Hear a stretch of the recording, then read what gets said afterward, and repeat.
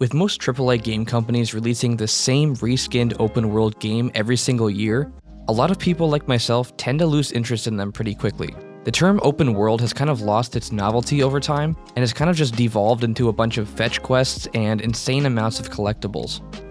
Every once in a while though, a smaller developer will create an open world game that's not just bloated with tedious fetch quests. Every year we try to make a new video about free open world games, and honestly it's surprising how some of these great games are not even talked about.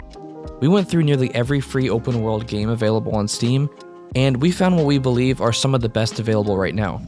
If you end up enjoying any of the games on this list, leave a like, hit subscribe, or send us a comment to let us know which game you checked out. I'm Jay from Keyboard Gaming, and these are the best free open world games on Steam.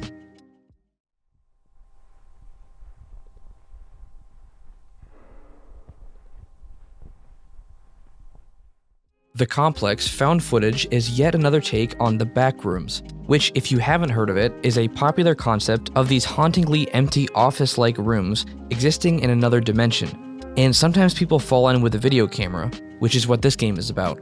There's a popular Backroom series by the YouTuber Kane Pixels that this game seems to heavily take inspiration from, and honestly this game is probably the best Backrooms game I've played so far.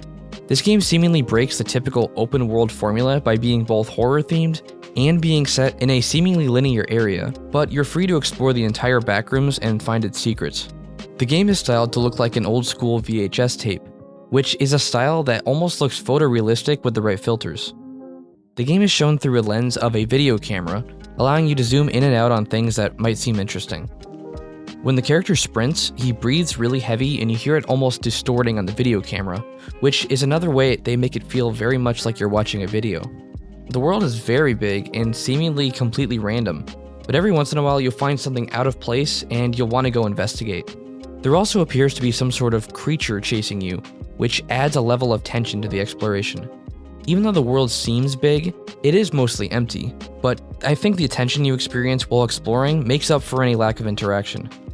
There aren't any other NPCs around, so the game is pretty much just an open world walking simulator. Since the game is based on an existing idea, you sort of need to be familiar with the source materials in order to fully appreciate it. Even if you've never seen anything about the Backrooms before, I still highly recommend checking this game out.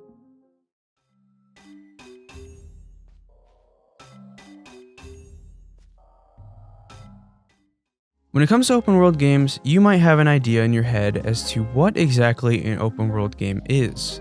This game is more of a meme or a parody of the open world game genre, and is actually pretty fun to play.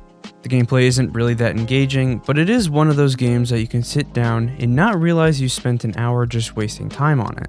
The gameplay is simple. You explore a map with your arrow and complete objectives. Each symbol represents something that would be in an RPG like Skyrim. There are main quests, side quests, fishing spots, cities, points of interest, and each one has their own sound to go along with them. You might think that each objective will have different ways to play the game, but not in this game. The only thing you need to do is play a little DDR minigame where you tap your arrow keys in different directions. That's it. It's one of those games that is so simple that it is engaging for some reason. So if you want a game that allows you to just sit down and relax without much thought, then go download this game for yourself.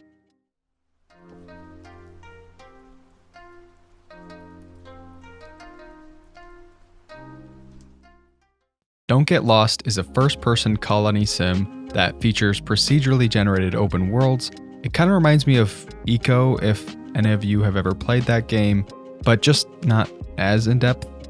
The game can be played either single-player or multiplayer on a self-hosted server. I've always been a sucker for survival games, so seeing a fairly new survival game come out gets me really excited. You can fish, build, advance with new technology, and of course, build your own colony and expand it. It's definitely on the more relaxing side of things, but you can actually build up your defenses against attacks. So if you and your friends want to play a more hostile way, you can definitely do that. There are a lot of options with this one. It's kind of a blank slate for whatever you want it to be. It's a solid game and definitely worth playing.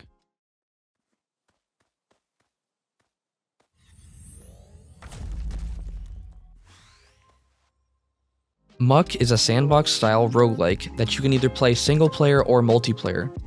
The gameplay starts out sort of resembling Minecraft with building houses and crafting, but it soon starts to involve a lot of combat and getting power-ups.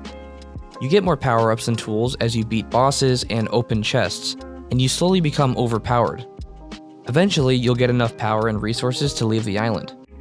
Being a roguelike, it means that you die and it resets all of your progress, which incentivizes you to get better at the game and improve your strategies for leaving the island. The game has a very unique art style and it doesn't take itself too seriously, which makes the game seem refreshing and new. One of my favorite parts about this game is that it lets you get as overpowered as you want to be, to the point of one-shotting bosses. I played this in multiplayer for many hours, and this game gets even better with some friends. As far as I know, this game won't be receiving any more content updates, even though there's a decent amount of content.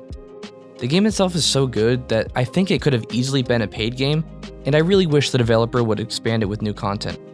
The game is still great as is, and from the moment I booted it up, I knew that it was special. Whether you want to play this single player or multiplayer, I highly recommend you give this game a try.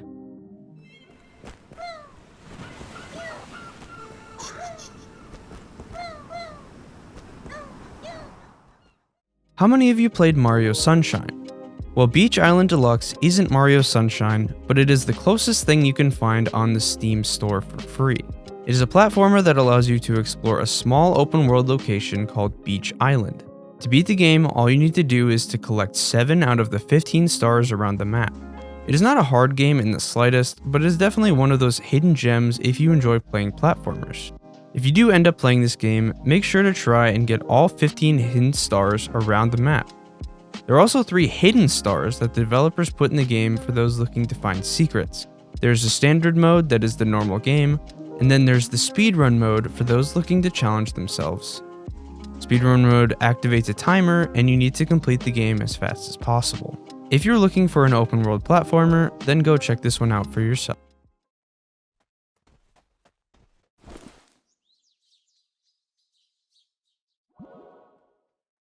Heartwood Online is an MMO pixel game that honestly has so much content for a free game, it's really hard to describe it. People who get into the game end up with like 50 or sometimes even over 100 hours in the game. Now the game just recently released, so they still have a lot more to add, and the development team seems dedicated to their roadmap, which seems to be rare nowadays. But just keep in mind that the game still has a lot more to come. The game can be played PvP or PvE. There's crafting, politics, all types of classes, equipment, skill trees, and so much more. Like I said, it's hard to really cover it all. The world is huge and the community, from what I've seen, seems pretty active. It definitely has that grind component to it, but I do think that the cute graphics and overall relaxing tones that the game has offset the annoyance of the grinding. This one is a huge value, and if you're into MMO games, I can't imagine many other free games that will give you this much to do in such a neatly wrapped package.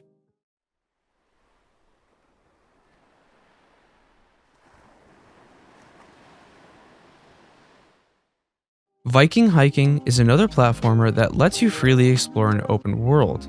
You play as a Viking named Boff, and you are on a quest to reach Valhalla. The game is actually a student project, and it's actually very good. Do keep in mind that it is not the most optimized game, but it is actually pretty fun. It is recommended to play the game on controller since it shows controller prompts in the game, but you can play it on keyboard and mouse if you want to. The world is actually very well built, and the parkour is very satisfying when you get the hang of it. The graphics and the lighting in the game are also very well done, so if you're looking for a fun open world platformer, then go check this one out.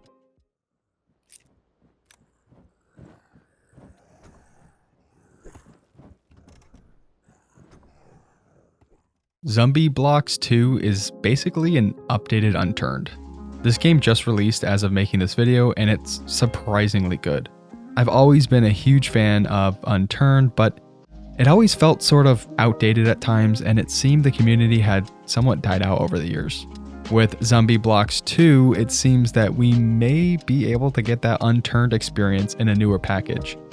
I kind of wish the game allowed for more people to join you. I always prefer these types of games to have huge multiplayer servers, but as of right now, you can't have any more than 10 people join you, it seems.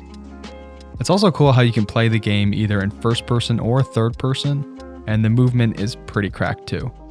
There's base building, a ton of guns, loadout upgrades, and even bosses to beat. It's honestly a really fun game, and I can see this being a regular game to play with friends. I think now they just need to add a bit more content and keep people coming back for more events and updates. It's a really solid game and really great to play with friends. We highly recommend adding this one to your Steam library.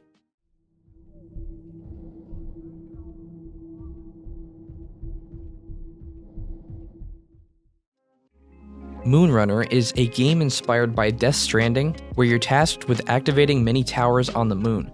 And now, I've personally never played Death Stranding, but after playing this game, I'm actually seriously considering playing it. The gameplay involves trekking across the moon with various equipment modules and upgrading your gear.